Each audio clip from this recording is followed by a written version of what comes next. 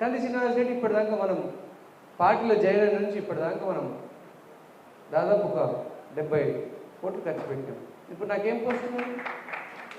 పార్టీలో చేరించి ఏం పోస్ట్ ఉంది నాకు ఇప్పుడు? ఇన్ఛార్జ్ ఏదైనా గవర్నమెంట్ పోస్టా? ఏమంటే పోస్ట్ ఉందా? కాదు, పోస్ట్ కాదే. మనం పని చేసుకుంటూ పోతే పోస్టులు అవే వస్తాయి. మనం ఎవరు కూడా ఈ పోస్టు ఆ పోస్టు పని చేసుకుంటూ పోతే పోస్టులు అవే వస్తాయి. మంచి వ్యక్తుల్ని పోస్టులు వెతుక్కుంటూ వస్తాయి. నామినేటెడ్ పోస్టులు మనకు 2-3 ఉన్నాయి. కానీ అంటే జిల్లా గ్రంథాలయం అయితే పాప 4 నియోజకవర్గాలది. మా Jainath market committee, Adilabad market committee ఉన్నాయి. ఆదిలాబాద్ మార్కెట్ కమిటీ నేను ఇంకోటి కూడా చెప్తున్నా. మీరు అందరూ అనుకుంటారు ఆ పేరు ఈ పేరు అనుకుంటారు. నేను సీతక్కకు, మహేష్ కుమార్ గౌడనకు, రేవంత్ అన్నకే వదిలేసిన. ఎవరికి ఆదిలాబాద్ మార్కెట్ కమిటీ పోస్ట్ ఇచ్చినా నాకు ఏం అభ్యంతరం లేదు. మీరు ఎవరైనా పెట్టండి అని చెప్పేసాను. నాకు ఏం అభ్యంతరం లేదని చెప్పిన. రైట్. సో జైనత్ అయితే అనౌన్స్ అయింది, అశోక్ మామ తిరుగుతుడు. ఇంకా అందరికి కూడా ఇప్పుడు మీకు 49 వార్డుల కౌన్సిలర్లు ఉన్నాయి. కౌన్సిలర్ టికెట్కు దరఖాస్తు చేసుకోండి దయచేసి. ఎంపీటీసీలు ఉన్నాయి, జెడ్పీటీసీలు ఉన్నాయి, మన సర్పంచ్లు ఉన్నాయి. దయచేసి దరఖాస్తు చేసుకుని తప్పకుండా. ఒకటేనే, పార్టీ ఎప్పుడన్నా ఓడగొట్టే అభ్యర్థిని పెట్టుకుంటారా? పెట్టుకుంటే రేపు నేను మళ్ళీ ఎమ్మెల్యేకి వెళ్తానా? ఒక్క నిమిషంలో అయిపోతుంది. ఇప్పుడు నేను ఓడిపోయే అభ్యర్థిని పెడితే నేను రేపు ఎమ్మెల్యేకి వెళ్తానా? మీరు కూడా ఆలోచన చేయాలి. పార్టీ ఎప్పుడు కూడా గెలిచే అభ్యర్థినే పెట్టాలనుకుంటుంది. ఇంకోటి కూడా మీరు గుర్తుపెట్టుకోండి, నేను ఇంతకు ముందటి కంది శ్రీనివాస్ రెడ్డి గారిని చాలా మారినా.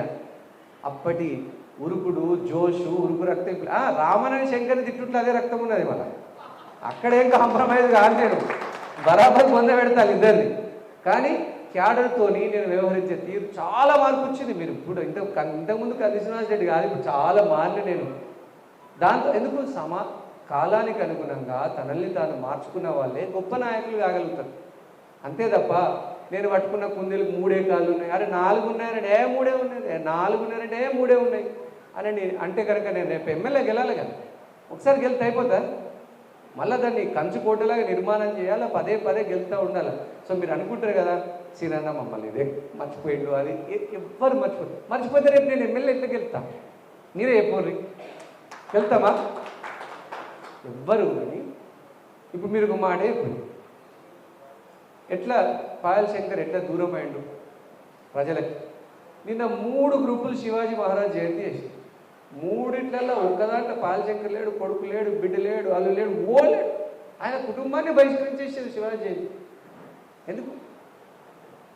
మొత్తం ఏమంటారు, నమిలి మొత్తం ఈడే మింగేసుడు. క్యాడర్కి ₹1 లేదు, మన్ను లేదు, మజా లేదు, పని లేదు, పాపం లేదు, మొత్తం ఈడే మింగేస్తే కనుక ఇక ప్రజలకు కోపం రాదు.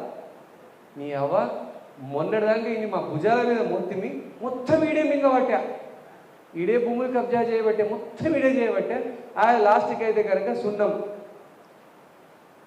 కార్యకర్తలలో ఇప్పుడు పాయల్ శంకర్ పోటీ చేస్తే 20,000 ఓట్లు వస్తే నన్ను అడగండి. ఇప్పుడు ఎలక్షన్ జరిగితే పోటీ చేస్తే 20,000 కంటే ఎక్కడ రావు పాయల్ శంకర్. నేను అబద్ధం కాదు, నిజం చెప్తాను. ఇప్పుడు పోటీ చేస్తే పాయల్ శంకర్ 20,000 రావు.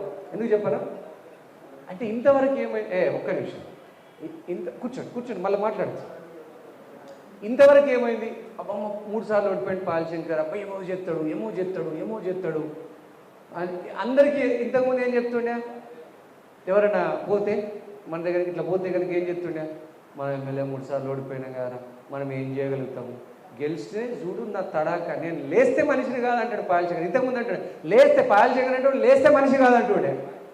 ఇక అందరు కలిసి ఒకసారి ఓట్లు వేద్దామని గెలిపింది. మరి లేచింది కదా, ఇప్పుడు మనిషి అయిందా?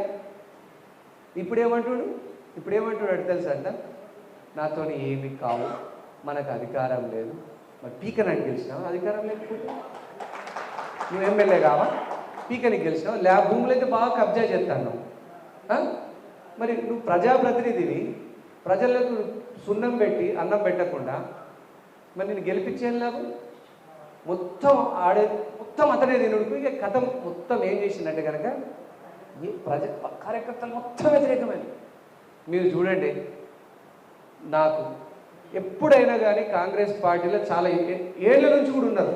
గుడిపల్లి నగేష్ గారు లాంటి వాళ్ళు, మునిగల విఠల్ గారు లాంటి వాళ్ళు, మన మునిగల్ నర్సింగ్ గారు లాంటి వాళ్ళు కొన్ని ఏళ్ళ నుంచి ఉన్నారా పార్టీలో ఉన్నారు. చారి గారు లాంటి వాళ్ళు, సుధాకర్ గౌడ్ గారు ఏదో ఒక ఆయన నెత్తి మీద శాను ఒక 2 ఏళ్ళు బయటకు పోయి అట్లా వచ్చిండు. కానీ లేకపోతే కనుక అట్లాంటి వాళ్ళు ఎప్పుడు వీళ్ళందరూ జీవితాంతం కాంగ్రెసే కాదు.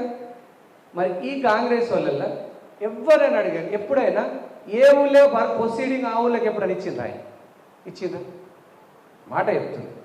కాంగ్రెస్లో కావచ్చు, టీఆర్ఎస్లో కావచ్చు, ఆదిలాబాద్లో ఏ ఊర్లో ప్రొసీడింగ్ ఆ ఊర్లకే.